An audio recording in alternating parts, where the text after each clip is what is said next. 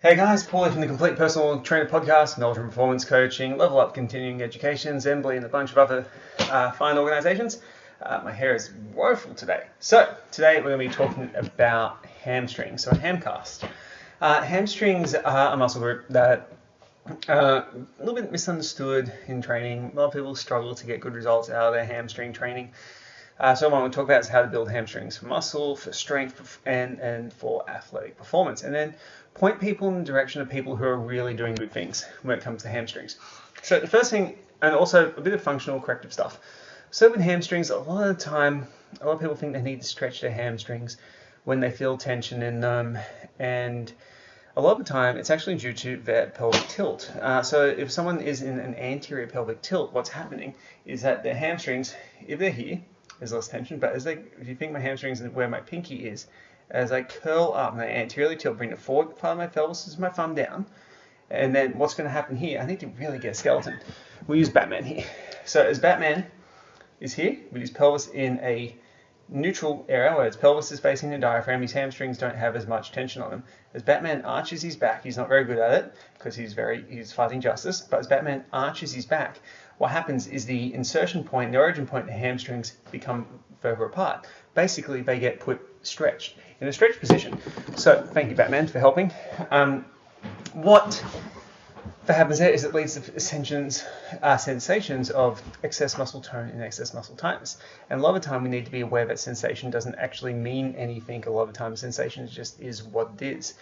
It's just something that the person feels. It's not indicative of anything at all. So a lot of the time the hamstrings, people feel that they're tight because of these positional issues, or they'll feel that there's something else going on where they're tight because they're working too much. And that's where we can see a weak synergist. So the synergist I'll talk about is the glutes. Go back to the glute cast to learn about how to train the glutes better. But a lot of the time, if there's a weak muscle feels really tight and there's normal structural positions, there's always a weak synergist that we need to look at. And a lot of time for a lot of people, that's the glute max. So once we've covered that, now let's look at hypertrophy for the hamstrings. So for the hamstrings, a lot of people will look at training them with lower reps because they're a predominantly fast twitch muscle type. Now some researchers kind of put a little bit of that into disrepute, not really being accurate as such, but nevertheless what we can do is we can actually train hamstrings in two different functions. We've got the hip extension function of the hamstrings and we've got the knee flexion function of the hamstrings. So what we can do to get the best of both worlds is we can train the hip extension function with things like Romanian deadlifts and heavy hinge type patterns with a lower rep range to take advantage of and target the fast twitch muscle fibers.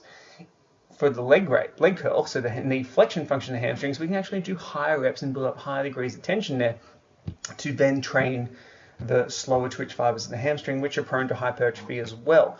And that's the way you really get quite big hanging type hams. When you're looking at training the hamstrings on the Romanian deadlift, you probably want to avoid normal deadlifts because the stimulus is distributed over too many muscle groups. The Romanian deadlift will keep it into one spot.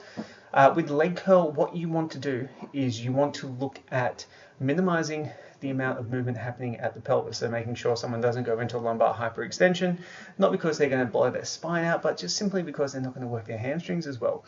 So when setting someone up on a lying leg curl, pelvic tilt, slight posterior pelvic tilt, pull their hips into the bench and pull their arms down on the handles, kind of like they're doing a lat pull down or a lat row, to help stabilize the thoracolumbar spine and stabilize that whole person, get them to get a better output position. Now, in terms of training hamstrings for strength, again, look at the hip hinge function, very similar to hypertrophy for that if we're looking at a powerlifting type environment. And finally, hamstrings for athlete performance, there's a lot of cool stuff that you can do there. So looking at things like Nordic curls, they're really, really useful. Looking at things like the hamstring tantrum, so you put your kind of like a, how do I put it? Kind of like a bridge, like a Chinese bridge. That's what it's called, Chinese plank, where you're laying your back between two benches, kind of create stiffness there. You've got your feet up on two bands, and you kick your legs really rapidly like you're having a tantrum. What that does is it simulates high velocity movements, which is something the hamstrings need to become reaccustomed to after training. Single leg work is really important for hamstrings because it then integrates it with functions of the hip and looking at optimal hip stability, and then looking at isometric work for the hamstrings as well, and getting co-contractions between the hamstrings, the calf, and the foot. So if you want to look at some really good performance stuff for hamstrings, the first person I'm going to recommend is David Gray Rehab. Go check him out on Instagram. He's mainly on Instagram. I don't see him too much on Facebook or any other social medias. He's mainly on Instagram, and check out his Lower Body Basics program. This is not an affiliate link. I won't make a single cent for this unless he's really kind and wants to give me some money, but depending how many people buy it. But I bought it. I haven't.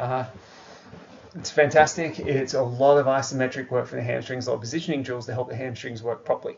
This stuff improves athleticism and helps improve injuries really, really quickly, and it gives you an introduction to a number of different training methodologies, more athletic type training, because if you're a personal trainer, you're not really exposed to any of this type of stuff, and also some of the work at the Postural Restoration Institute.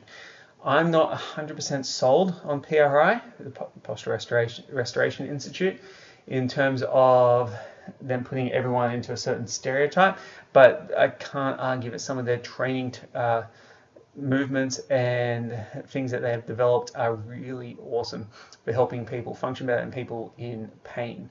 So I'm not 100% sold on it, but something that I'm definitely going to check out in the future. I generally won't be 100% sold on anything at any time anyway, so you don't have to feel bad about it, PRI people. I just don't know enough about the system yet. I've started studying it, but it's something that I'm going to dive into. And just because I study a system doesn't mean I'm ever going to 100% fully adopt anything. Again, no dogma. So guys, that's my little talk on the hamstrings. Quite a simple one because the hypertrophy and the strength methods for like gym